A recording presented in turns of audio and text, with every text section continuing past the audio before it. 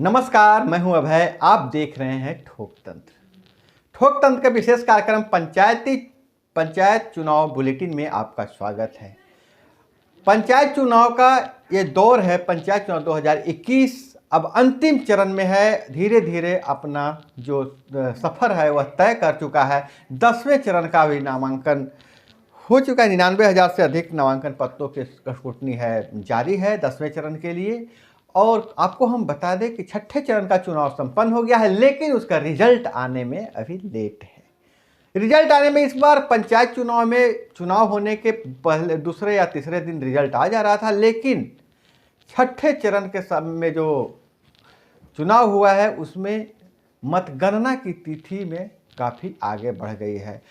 उम्मीदवारों को 10 दिनों का इंतजार करना पड़ रहा है और चौक चौराहे पर जीत हार के कयास लगाए जा रहे हैं। सारे उम्मीदवार हैं, अपनी अपनी जीत का दावा कर रहे हैं, लेकिन सभी का भाग्य ईवीएम और बैलेट बॉक्स में बंद हो गया है।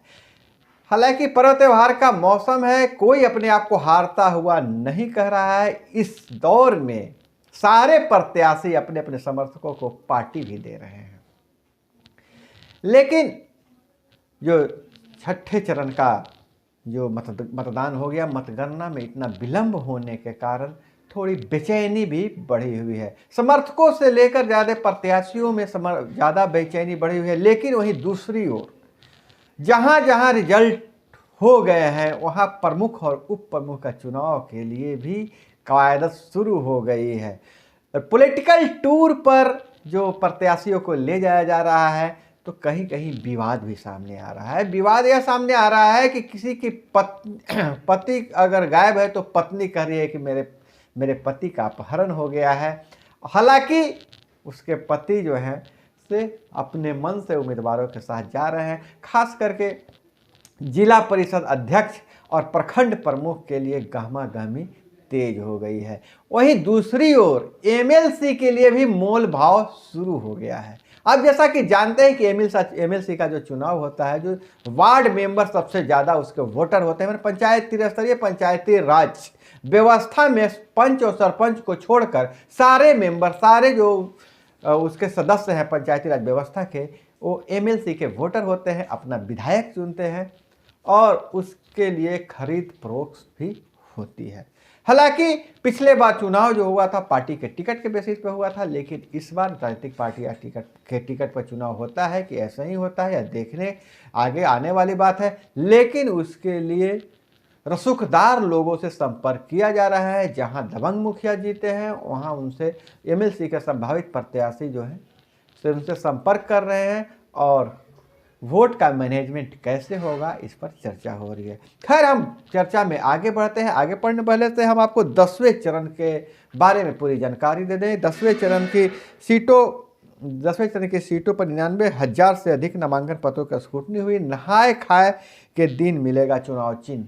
इस बार पर्व त्योहार के बीच यह चुनाव हो रहा है।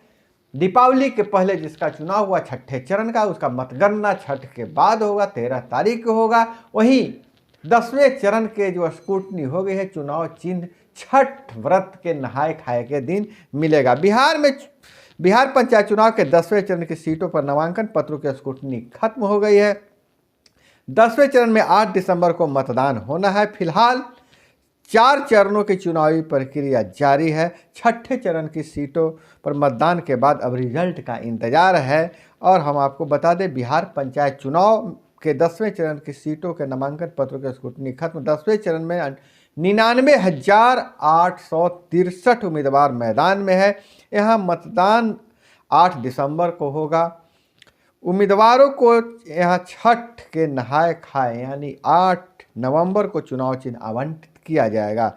10वें चरण में ग्राम पंचायत सदस्य और ग्राम कचहरी पंच के लिए 10,981 पदों पर मतदान होना है। ग्राम पंचायत के मुखिया और सरपंच के लिए 817 पदों पर चुनाव होगा, जबकि जिला परिषद के लिए 118 पद पर, वहीं पंचायत समिति सदस्य 1,106 पदों पर चुनाव होना है। इस चरण में कुल 53,650 उम्मीदवार ग्राम पंचायत सदस्य के लिए, 7,986 उम्मीदवार मुखिया पद के लिए, 7,862 उम्मीदवार पंचायत समिति सदस्य के लिए और 1,579 उम्मीदवार जिला परिषद सदस्य के लिए, वहीं 23,241 उम्मीदवार पंच पद के लिए और 5,545 उम्मीदवार सरपंच पद के लिए चुनावी मैदान में है। 224 प्रखंडों में चुनाव प्रचार जोरों पर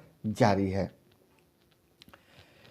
7वें से 10वें चरण के सीटों पर चुनाव प्रचार जारी है। 7वें चरण से लेकर 10वें चरण तक जो प्रक्रिया समाप्त हो गई है नामांकन की, अब वहाँ चुनाव प्रचार बहुत तेज़ी से जारी है। 7वें चरण में 63 प्रखंडों में, 8वें चरण में 55 प्रखंडों में, 9वें चरण में 53 प्रखंडों में, 10वें चरण में 53 प्रखंडों में चुनाव होना है। इन सभी चरणों की सीटों को मिलाकर बिहार में फिलहाल 224 प्रखंडों में चुनाव प्रचार जोरों पर है।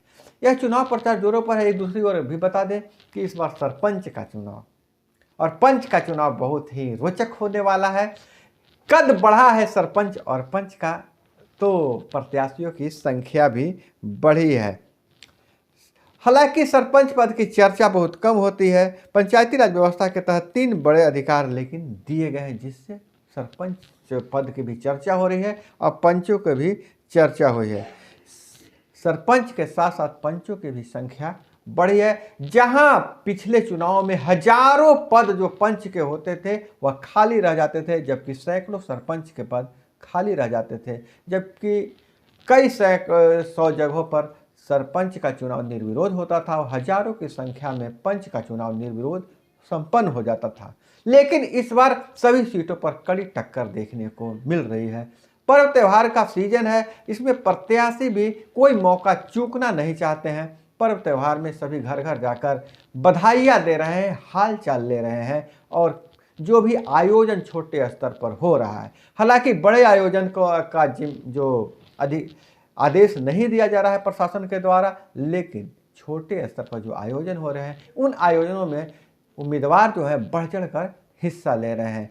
आप भी इस उम्मीदवारों के सेवा भाव का मजा लीजिए और इसी तरह से तमाम समाचार से जुड़े रहने के लिए हमारे साथ जुड़े रहें।